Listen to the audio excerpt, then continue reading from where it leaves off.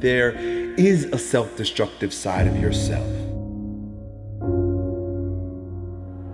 There is a self-destructive side to every single one of us. You can't be here without a shadow. There is no light without shadow. There is no being without shadow. There is no day without night.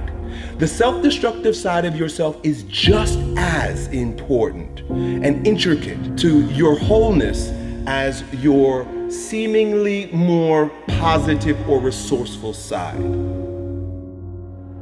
Successful people don't make the right decisions. They make all kinds of bad decisions because successful people have shadows too. The difference between successful people and others is that successful people make their decisions right. And making your decision right begins with taking full responsibility, ownership, and loving your destructive side, your shadow side. Knowing thyself is first, foremost, primary, foundational, and means way more than anything else. When you're ready to be great, greatness shows up in front of your eyes.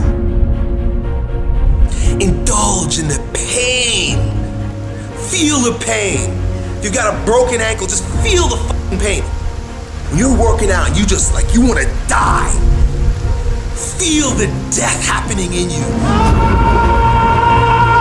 Feel the pain happening in your legs as you rep out one more squat. Because it'll be all the more pleasurable when you reach the inevitable other end of the spectrum where you're laying in your hammock, sipping on a protein shake. Boy, I really went hard. I really went hard on that set.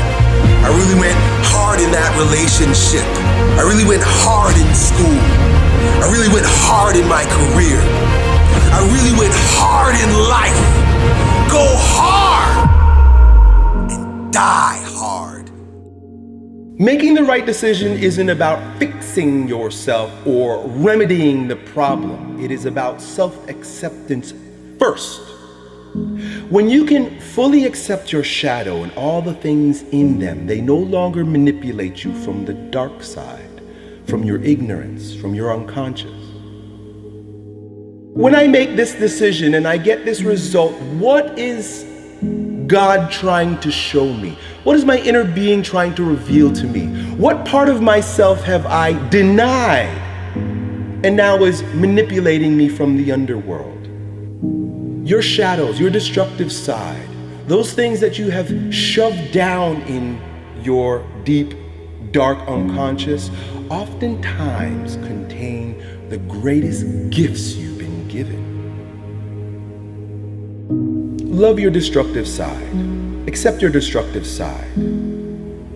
Remember that it is equal in part to your light side and will always be there.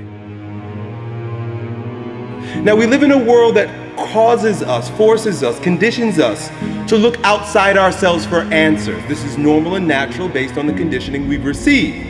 Meaning that where I stand is never good enough because I need reference for that to be validated.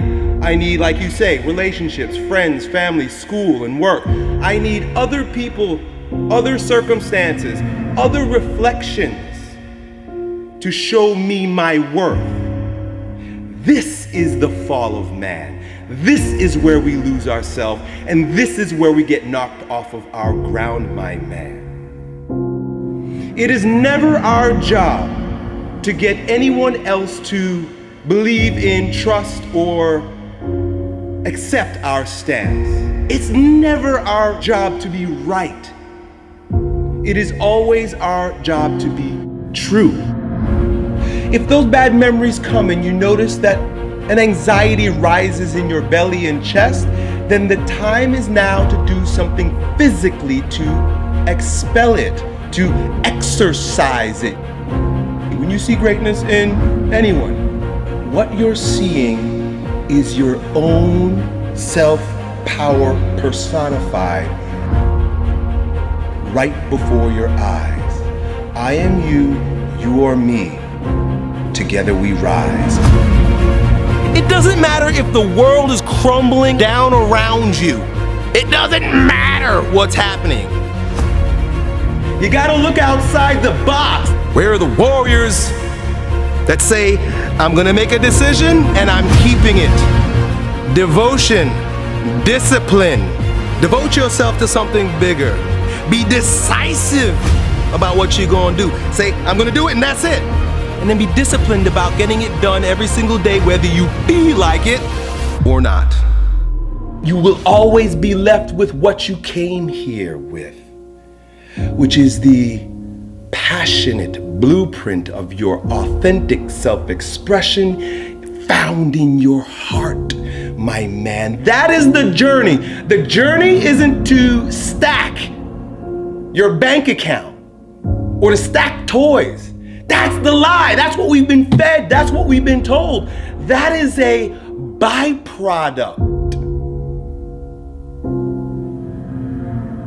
of one of two things. Either lying to yourself and lying to the world and sacrificing your soul so that you can have those things, hoping that they will bring you joy and pleasure, or living authentically. And when you live authentically, those things will either be added to you because that's a part of your path, or they won't. And you got to be okay with that. Because if you're focused on the outcome rather than the journey, rather than the art, rather than the self-expression, the poetry, the authoring of your own life, being the authority of your own life, you're going to be living as a shell of yourself. It might be a shiny, flashy, expensive shell, but just a shell, my friend.